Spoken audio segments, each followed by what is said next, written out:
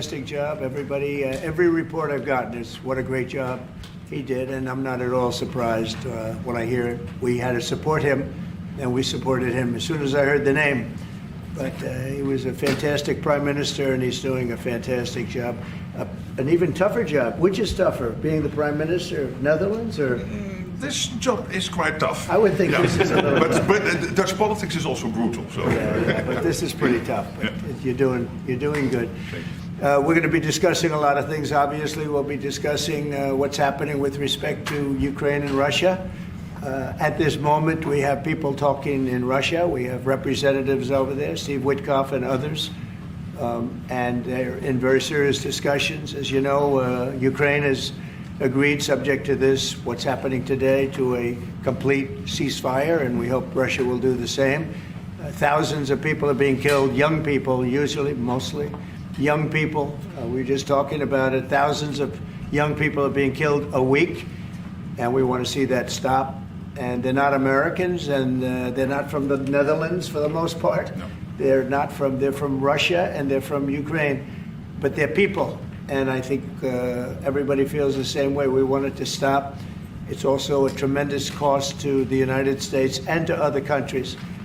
And it's something that would have never happened if I were president, and it makes me very angry to see that it did happen. But it happened, and we have to stop it. And Mark has done some really good work over the last week. We've been working together, and he's done some really good work, so I'm very happy about that.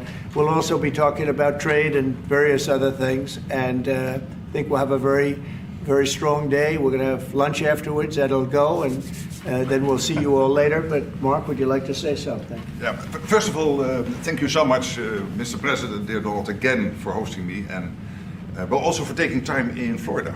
A couple of weeks after you were re-elected. That's right. And of course our phone call a couple of weeks ago, and I must say, Trump 45, you originated the fact that in Europe we are now spending, when you take it to aggregate, 700 billion more on defense than when you came in office in 2016, 2017. But that was Trump 45. But when you look at Trump 47, It's going to be hard to tell. what happened the last couple of weeks is really staggering. The Europeans committing to a package of 800 billion defense spending.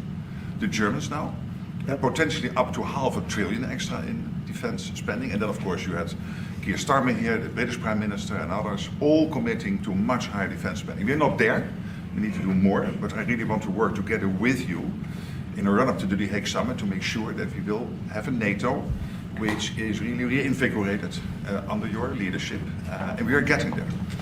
We also discuss defense production, because we need to produce more weaponry. We are not doing enough. And not in the US, not in Europe, and we are lacking behind when you compare to the Russians and the Chinese. And you have a huge defense industrial base. Europeans buying 4 times more here than the other way around, which is good because you have a strong defense industry, but we need to do more there to make sure that we ramp up the production and kill the red tape. So I would love to work with you on that. And finally, Ukraine. You broke the deadlock. As you said, all the killing, the young people dying, cities getting destroyed. The fact that you did that you started the dialogue with the Russians, and the successful talks in Saudi Arabia now with the Ukrainians.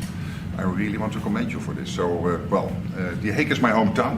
I love to host you there in the summer and work together to make sure that will be a splash, a real success, projecting American power. To NATO, my first meeting, I noticed that very few people were paying.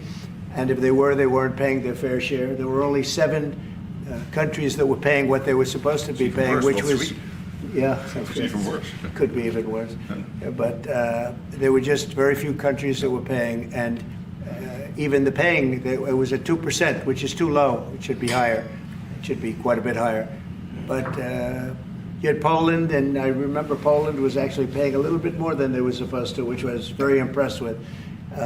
And they've been actually terrific, and some of the others. But most of them weren't paying, or they were paying very little. And I didn't think it was appropriate to bring it up there, but I said it's going to be brought up at my next meeting. And my next meeting, the first meeting, you want to give them a little break. The second meeting, it began, and I was able to raise hundreds of billions of dollars. I just said, we're not going to be involved with you if you're not going to pay. and the money started pouring in, and NATO became much stronger because of my actions and working along with a lot of people, including Mark, but they would not pay for other presidents, and I don't think other presidents even knew that they weren't paid. I asked, first question, has everybody paid up?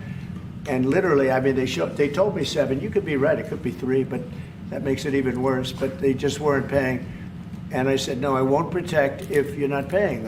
If you're delinquent or if the money isn't paid, why would we do that? And as soon as I said that, you got a little hit from the press because they said, oh, gee, that's not very nice. But if you said the other, nobody would have paid.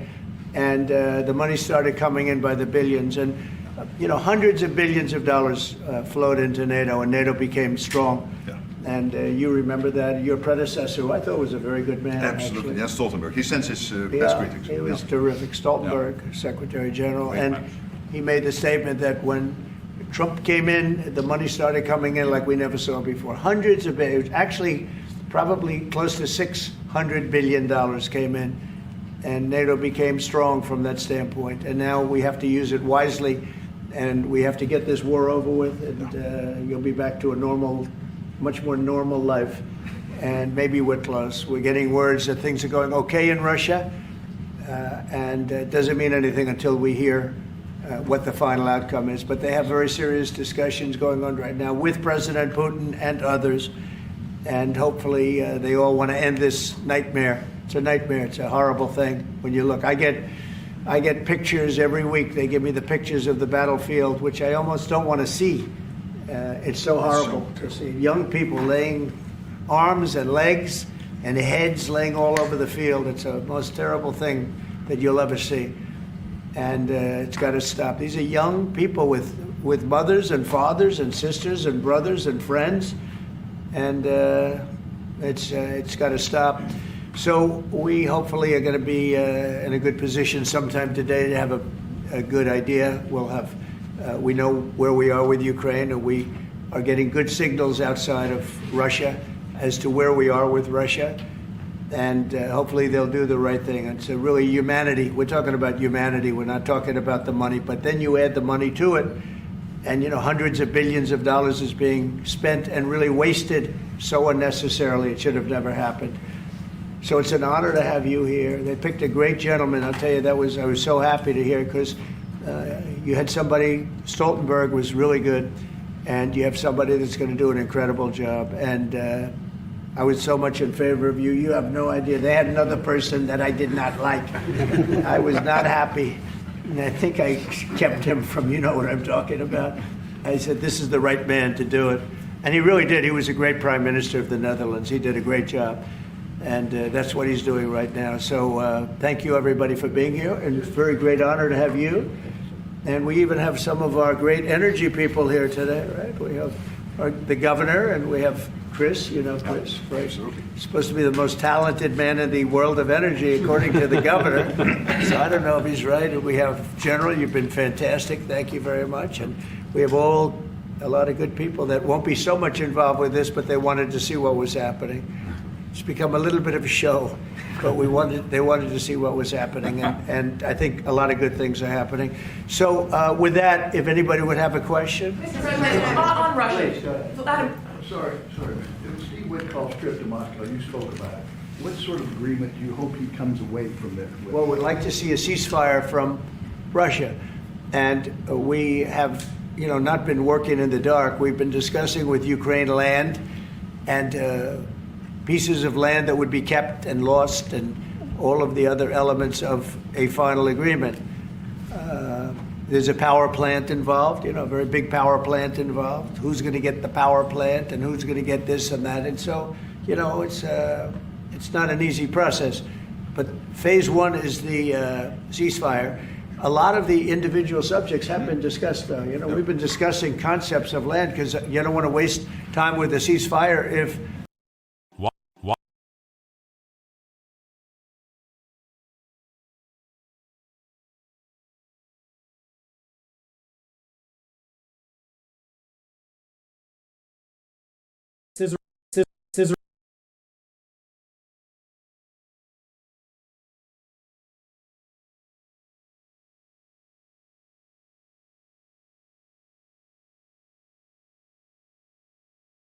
if it's not going to mean anything. So we're saying, look, this is what you can get, this is what you can't get.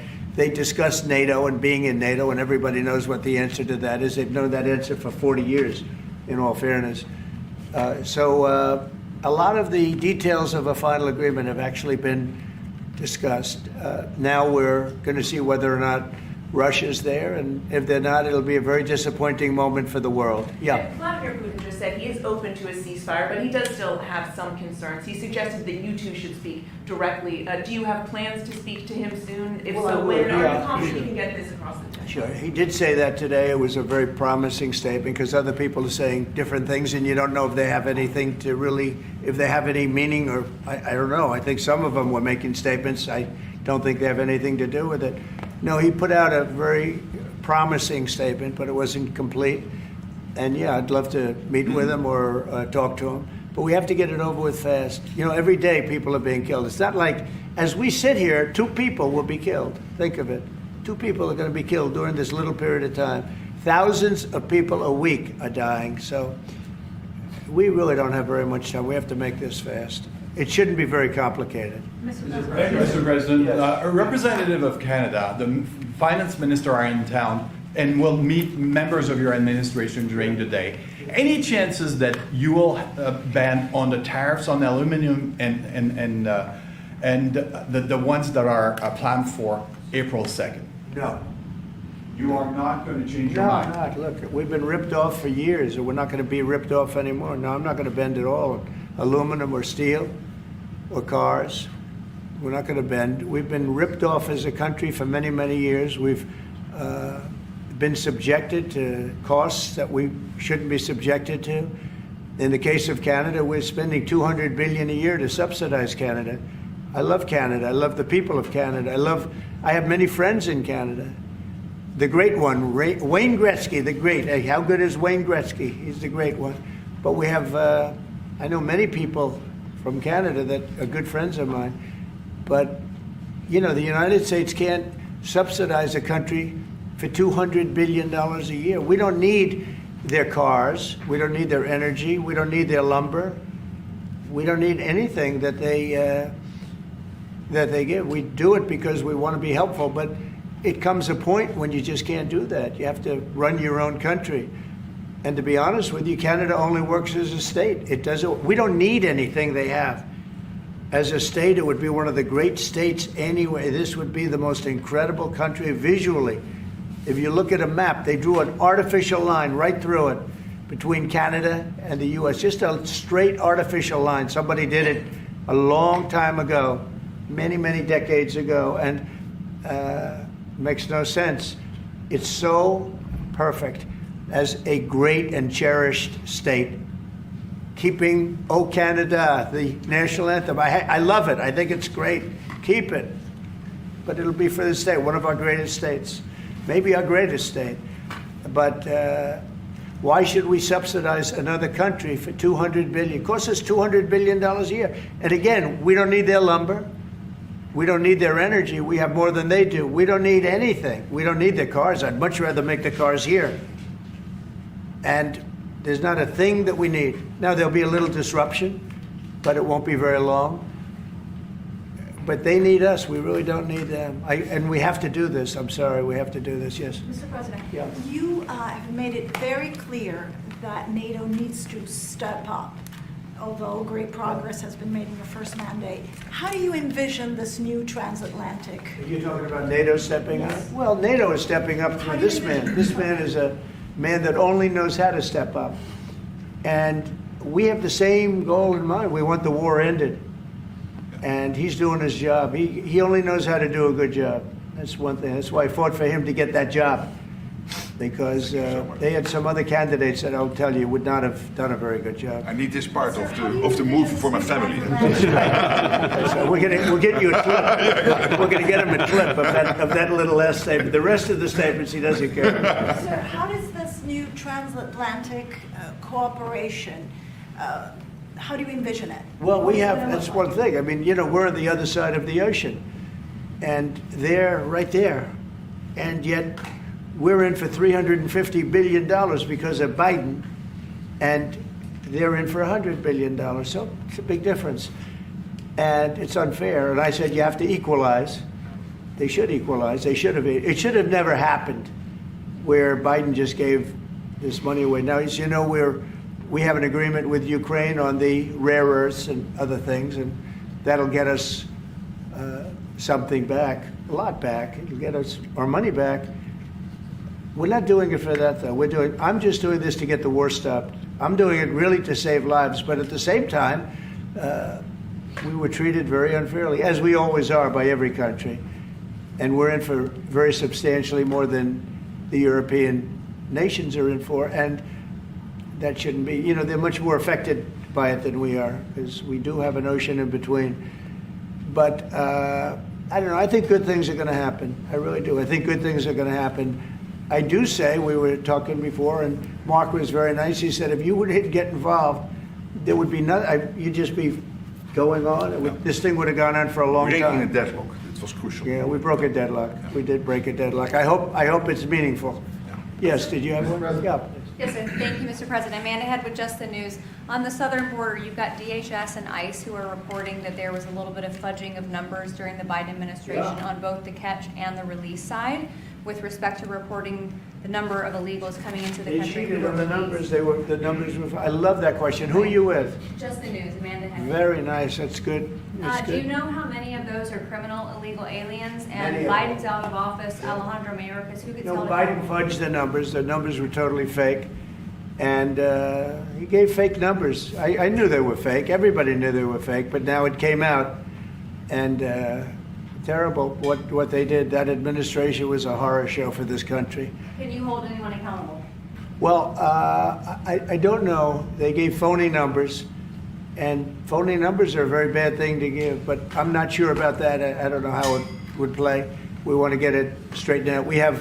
We're after many, many bad people that were let into our country, and Kristi Noem and my friend Homan. How good is Tom Homan doing, right? And they're after him, and you see they're taking him out in record numbers. Gang members, gang leaders, drug dealers.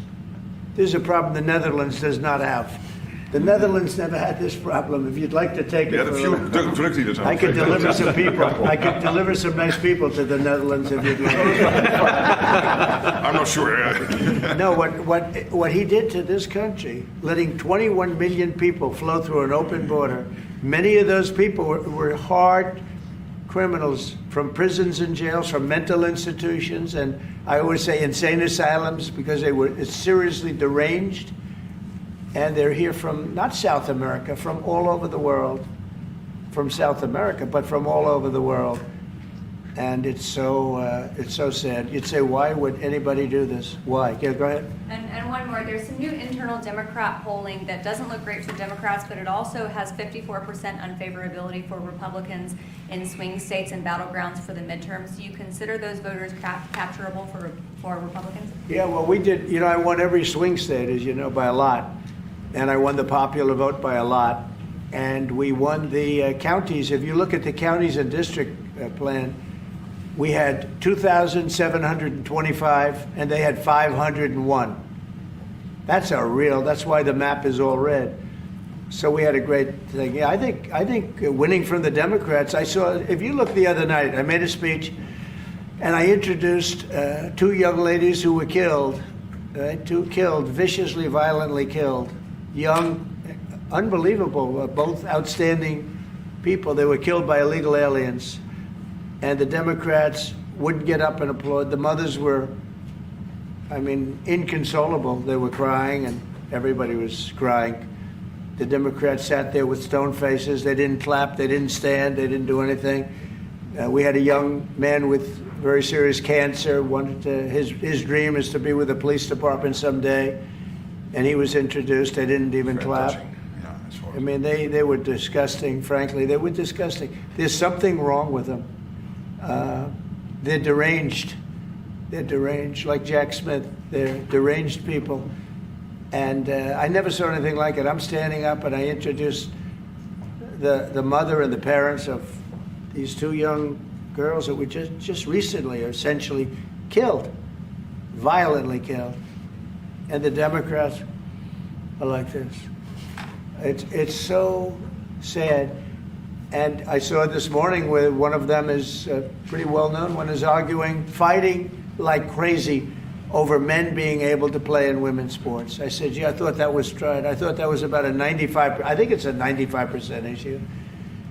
But in a way, I want them to keep doing it because I don't think they can win a race. And I tell the Republicans, I said, don't bring that subject up because there's no election right now. But about a week before the election, bring it up because you can't lose. And everything's transgender this, transgender that. You know, they have bad politics, but one thing, they stick together. You know, I wish, and the Republicans stick together mostly, but we have a couple that are grandstanders. You know, you always have grandstanders in life. But the Democrats, they have grandstanders, but when it comes to a vote, they do stick together, right? Yes, sir. It seems like they'll stick together on the shutdown. Will that hurt Democrats going into midterms?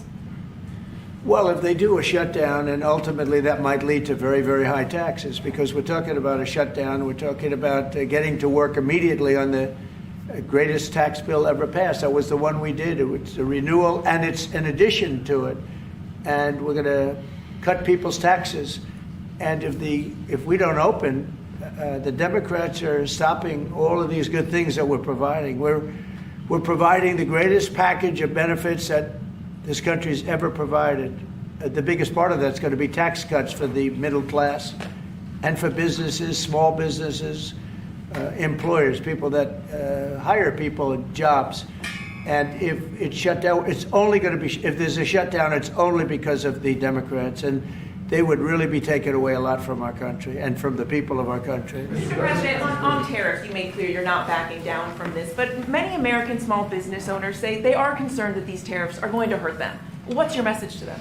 They're going to be so much richer than they are right now. And we have many, yesterday General Motors was in, they want to invest $60 billion. The people from Facebook were in yesterday. They're going to invest $60 billion by the end of the year. Other people are talking about numbers. Apple, as you know, a few days ago announced $500 billion investment. They're going to build their plants in the United States, which, as you know, almost all of their plants are in China. Now they're building in the United States. Look,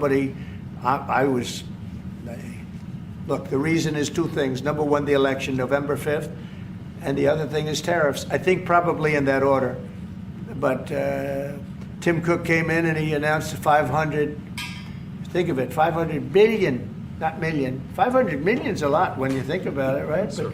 But I would have been happy with 500 million, but it's $500 billion investment by Apple in the United States. And that's because of the election result, and it's because of the tariffs and the tax incentives too, you know, tariffs and tax incentives. And I've never seen anything like it. We have plants going up now in Indiana.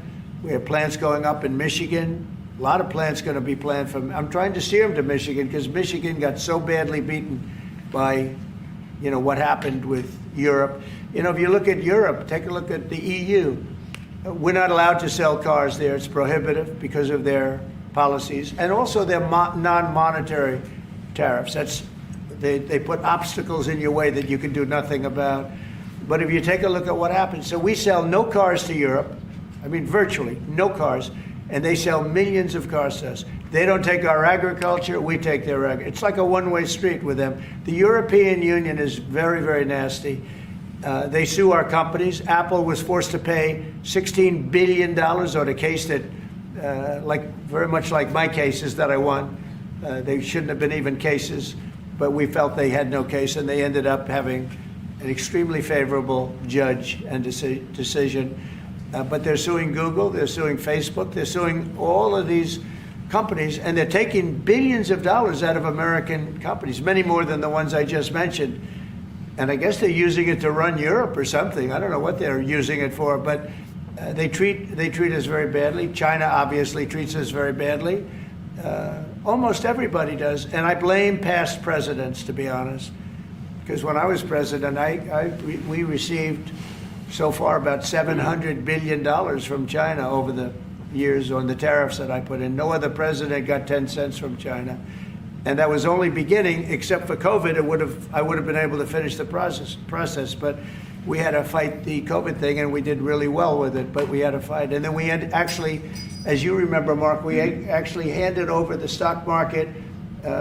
It was higher than just previous to COVID coming in, which was sort of a miracle, frankly. We did a good job.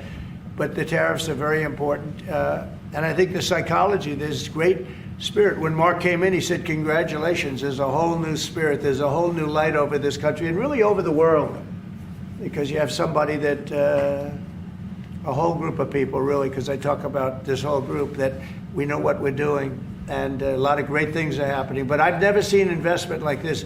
Trillions of dollars is being invested in the United States now that would have never, our country could have failed. Another 4 years of this, what happened in the last 4 years, our country would have been a crime-ridden mess. And I don't know if you noticed, little thing they call it, but it's not a little thing if you don't have, if you like eggs and you don't have a lot of money. Eggs have gone down 25% in the last couple of weeks. We inherited that problem, eggs. Groceries have gone down a little bit. Energy's gone down. Do you want to speak to that for a second, Governor? Would you just say a couple of words, you and Chris, about energy, what's happened? Well, happy to, but I think that Chris and I just came from CERAWeek, which is the largest conference in the world, so global leaders, people from the EU, officials from all the energy producing countries, all there, and all the global nationals, all the US. The spirit of that group is through the roof because now they realize that in the United States that President Trump's policies are pro-developing more energy, as opposed to we're trying to shut down energy, and that pro-growth, pro-business, pro-energy approach is giving people the optimism. So then the markets are reacting to that, and energy prices on the futures market are going to go down because people know we're not going to be killing off the energy we need for prosperity in all of our countries, but also for peace. Because people have used energy to fuel these wars that President Trump is working so hard to end, and we know that high energy prices were driving the inflation that he talked about. So it accomplishes two goals for us, which is prosperity for the world, peace for the world, when we have smart energy policies, and President Trump has brought common sense back to how we think about energy. And it's brought down now $65 a barrel, I saw this morning. That's phenomenal news, and that's going to that's what brought it up. The energy they took our beautiful energy policies and they just messed them up. And then they went immediately back to them but by that time they lost it. They lost that Bronco, as the expression goes. Chris, do you have something to say?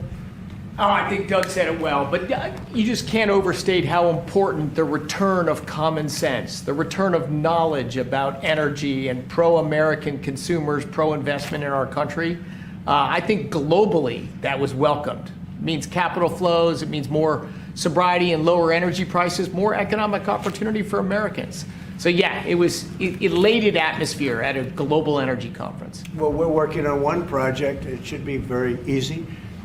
It's a pipeline going through a small section of New York. New York's held it up for years, actually, for years. They've wanted to do it for years and years. And it will reduce the most expensive energy almost in the world is in New England, because they have no way of getting it there because it's been held up by New York. And the whole of New England and Connecticut and New York, the energy prices are through the roof. And this one pipeline will save per family $2,500 just on heating and another $2,500 on everything else. So the energy, by just a simple pipeline going through an area that wants it, an area that's not a rich area, it's actually a very poor area, would create jobs and everything else. And it's going to be way underground. Nobody's going to see it. Once they fill it up, nobody's going to see it. Nobody's going to know it's there. And families in New York and Connecticut and New England are going to save $5,000 a family. Think of that. Because right now they have the highest energy prices maybe in the world, they say. New England is a disaster. So we're working on that. In fact, the governor's coming in, Governor of New York, Kathy Hochul, who's a very nice woman. She's coming in tomorrow morning at 9 o'clock. To meet me on that and other things, not only that, but other things. So I hope we don't have to use the extraordinary powers of the federal government to get it done, but if we have to, we will. But I don't think we'll have to. I can tell you Connecticut wants it and all of New England wants it. And who wouldn't want it? And it's also jobs on top of everything else. So that's going to be very exciting. So we're meeting with the governor tomorrow morning. Mr. President, some people question. Thank you, Mr. President. Greenland. What is your vision for the potential annexation of Greenland and getting them potentially to? Well, I think it'll happen, and I'm just thinking, I didn't give it much thought before, but I'm sitting with a man that could be very instrumental. You know, Mark, we need that for international security, not just security, international. We have a lot of our favorite players, cruising around the coast, and we have to be careful. And we'll be talking to you. It's a very appropriate, really a very appropriate question. And there's Thank an issue you in the very high much. north, so the Arctic. So what you did. So when it comes to Greenland, yes or not joining the US, I would leave that outside for me this discussion because I don't want to drag NATO in that. But when it comes to the high north and the Arctic, you are totally right. The Chinese are now using these routes. We know that the Russians are rearming. We know we have a lack of icebreakers. So the fact that the outside Russia, there are 7 Arctic countries working together on this under US leadership is very important to make sure that that region, that part of the world stays safe. And we know things are changing there and we have to be there. Well, we just had an election there the other day. Do you see a referendum, a plebiscite, where the people of Greenland would be in a position to decide if they want to become part of the United States? Yeah, it was a good election for us, as you know. It was not a referendum. It wouldn't be called that. It was an individual election. But the person that did the best is a very good person, as far as we're concerned. And so we'll be talking about it, and it's very important. Mark mentioned the word icebreaker. So we've ordered, we're in the process of ordering 48 icebreakers. And Canada wants to know if they could use them. I said, well, you got to pay for them. Think of it, Canada. We pay for their military. Canada pays very little for their military because they think we're going to protect them. But even with the icebreakers, so we're going to order 48, and Canada wants to be part of the deal. I say, you got to get your own icebreakers. I mean, if you're a state, you can be part of the deal. But if you're a separate country, you've got to get your own icebreakers. Russia, as you know, has about 40 of them. And we have one big icebreaker. But that whole area is becoming very important. And for a lot of reasons, the routes are, very direct to Asia, to Russia, and you have ships all over the place, and we have to have protection. So we're going to have to make a deal on that, and Denmark is not able to do that. Denmark's very far away and really has nothing to do. What happens? A boat landed there 200 years ago or something, and they say they have rights to it. I don't know if that's true. I don't think it is, actually. But we've been dealing with Denmark, we've been dealing with Greenland, and we have to do it. We really need it for national security. I think that's why NATO might have to get involved in a way, because we really need Greenland for national security. It's very important. We have a couple of bases on Greenland already, and we have quite a few soldiers, and maybe you'll see more and more soldiers go there. I don't know. What do you think about that, Pete? So, don't answer that, Pete. Don't answer that question. But we have bases, and we have quite a few soldiers on Greenland. Mr. President, some question your commitment to NATO. Will anything change? Your commitment to NATO. Will anything change? Same amount of money? Well, I think they same made number a of great troops? step by putting Mark in charge. I think, to me, that's a great step, because he and I have seen eye to eye on everything for a long time. We've been doing this a long time now. 9 years now. And so that's a great step. You have to keep NATO strong. You have to keep it relevant. But the biggest thing we have to worry about right now is what's going on right now. I think the rest is going to take care of itself. I don't see this happening. This was a fluke. This was something that, if we had a competent president, it would not have happened. The man was grossly incompetent. All you have to do is take a look at, he signs by AutoPen. Who was signing all this stuff by AutoPen? Who would think you signed important documents by AutoPen? These are major documents you're signing. You're proud to sign them. You have your signature on something. In 300 years, they say, oh, look, can you imagine? Everything was signed by AutoPen, almost everything. Nobody's ever heard of such a thing. So, should have never happened. Tomorrow with the Justice Department about law and order. Could you tell us a little bit about that? Yeah, we're going to be with the Justice Department. We have a great Justice Department. Pam Bondi is so fantastic, and Todd Blanche, and Emil, you got to know him a little bit. He was acting for a little while.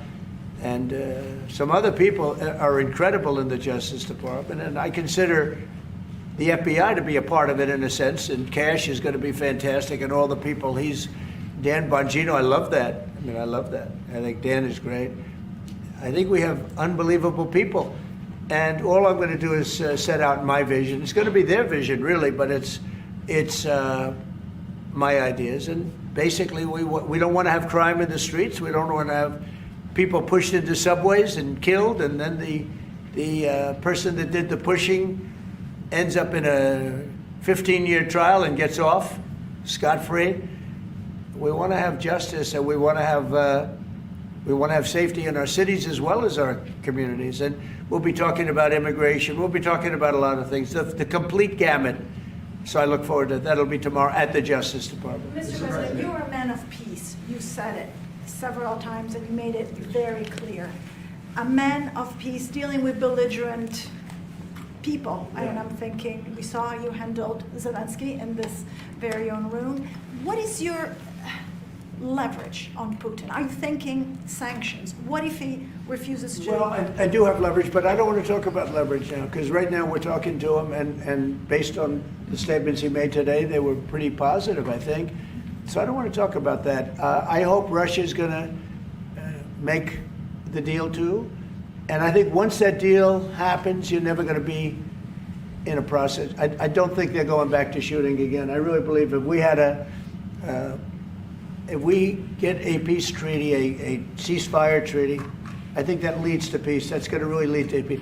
I don't think anyone wants to go back. They've been doing this for a long time, and it's vicious and violent. And I think if President Putin agrees and does a ceasefire, I think we're going to be in very good shape to get it done. We want to get it over with. That's why it was very important what I instructed everybody, including Steve, what we're looking for, to discuss concepts of land, concepts of power plants, because it's complicated. You know, you have you're sort of creating the edge of a country. The sad part is that country, if this didn't happen, and it wouldn't have happened, I don't know if they would have to give anything back. I guess Crimea, you know, I said it last time, Crimea was given by Obama. Biden gave him the whole thing, and Bush gave him Georgia. And Trump didn't give him anything. I gave him, you know what I gave him? I gave them javelins. And the javelins were very effective, as you know. I gave them nothing.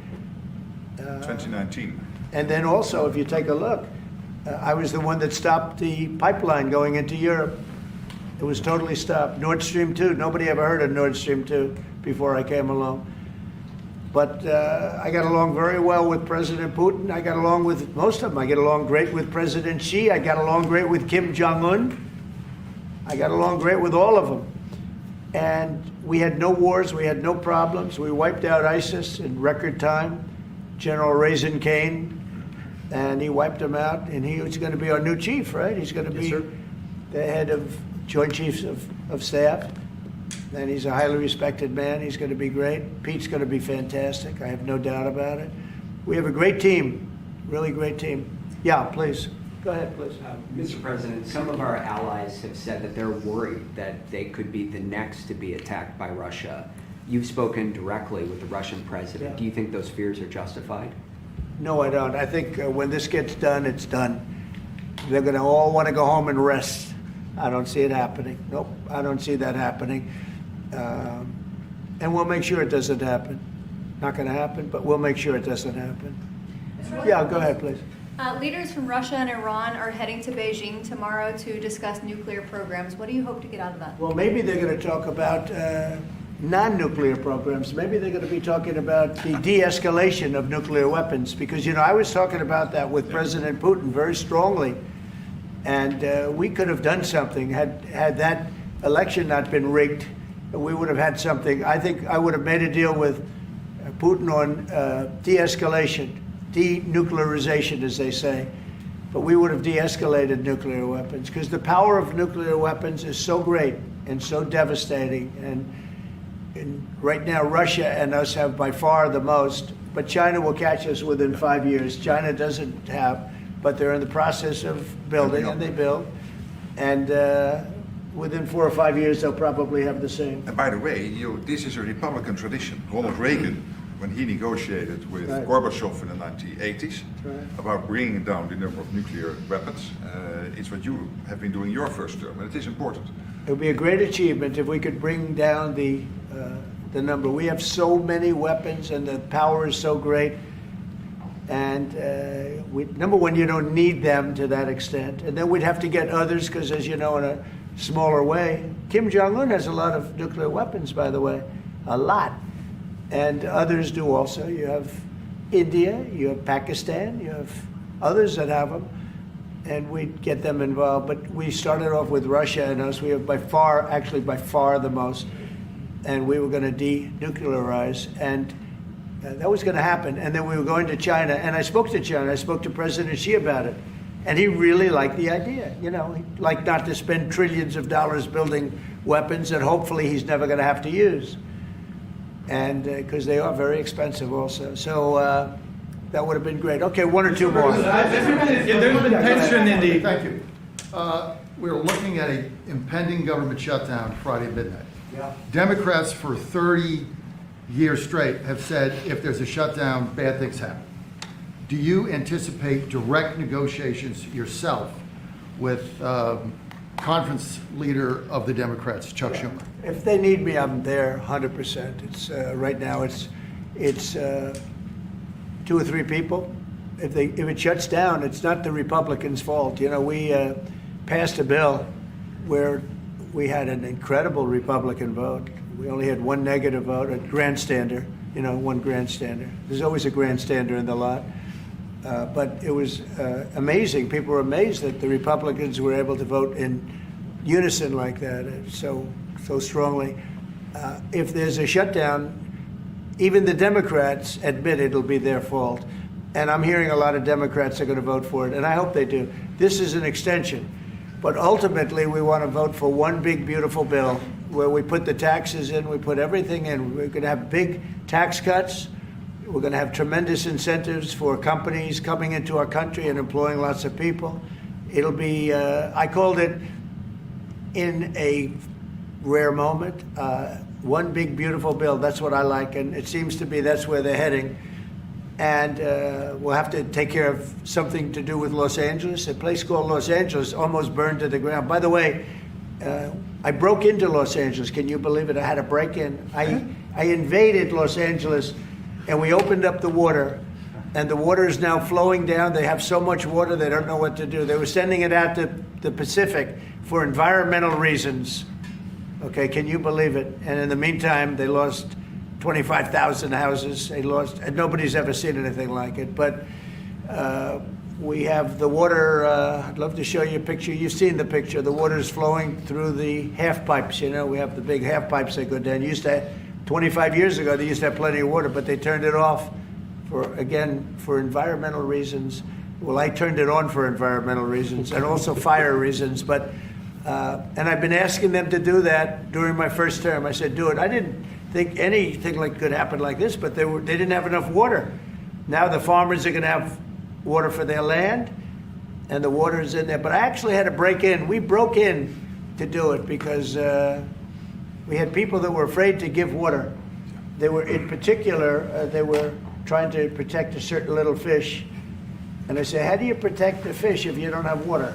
They didn't have any water, so they're protecting a fish. And that didn't work out too well, by the way.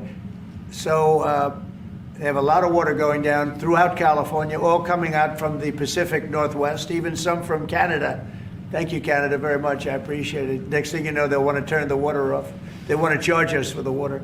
But it comes up from the Pacific Northwest, and it's a beautiful thing to see. I mean, it is brimming with water. Now, if they would have had that done, you wouldn't have had the damage because the fire would have been put out. The fire hydrants would have been loaded.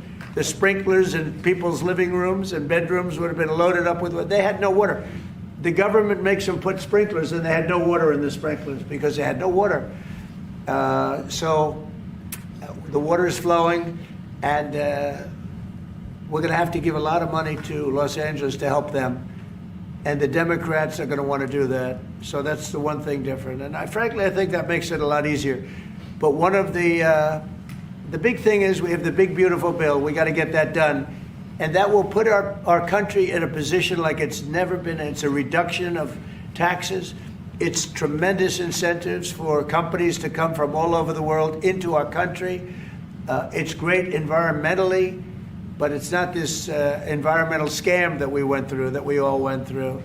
It provides for everything. It's a big, beautiful bill, and I hope we can get it approved, and that'll be next. But in the meantime, we have the continuing resolution, and the Republicans have approved it, and now the Democrats have to approve it, and I hope they will. And I think a lot of them, I can tell you, they want to. I've spoken to some of them. They really want to. Their leadership may not want them to. And if it closes, it's purely on the Democrats. One more? On Korea, sir, we've seen tension increasing in the peninsula. You've talked about Kim Jong-un. Do you have any plans of re-establishing the relationship you had during the first mandate? Well, I would. I had a great relationship with Kim Jong-un, North Korea. If I wasn't elected, if Hillary got in, you would have had a nuclear war with North Korea. He expected it. He expected it. And they said, oh, thousands of people. No, millions of people would have been killed. But I got in. We went to Singapore, we met. We went to Vietnam, we met. We got along really good. We had a very good relationship, and we still do.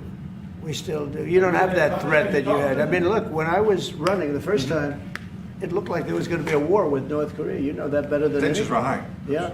And everybody it started was startled that you invited him for talks. Right. But you did. It started off very rough, and he wouldn't meet with Obama, wouldn't take his calls. I said, how many times did you call? They called a lot. He wouldn't take their call. He told me I wouldn't take his call. But with me, it did start off rough, if you remember. Very rough, actually, very nasty. That was a Singapore? And yeah, but then, no, before that, then it stopped. The rhetoric was extremely tough. It was... You had it was a little speech bit in the UN, I remember. Yeah, that's right. It was a little bit dangerous. And then we met. They asked for a meeting, and we met. And the meeting caused the Olympics, which was in South Korea, to become a tremendous success. Nobody was buying tickets for the Olympics because they didn't want to be nuked. And I met, and not only did the Olympics become successful, but North Korea participated in the Olympics. His sister visited. It was an amazing thing. And that was something that was an achievement of the Trump administration, great achievement. And so I have a great relationship with Kim Jong-un, and we'll see what happens, but certainly he's a nuclear power. Okay? Thank you very much, everybody. Thank you. Thank you very much. Thank you very much.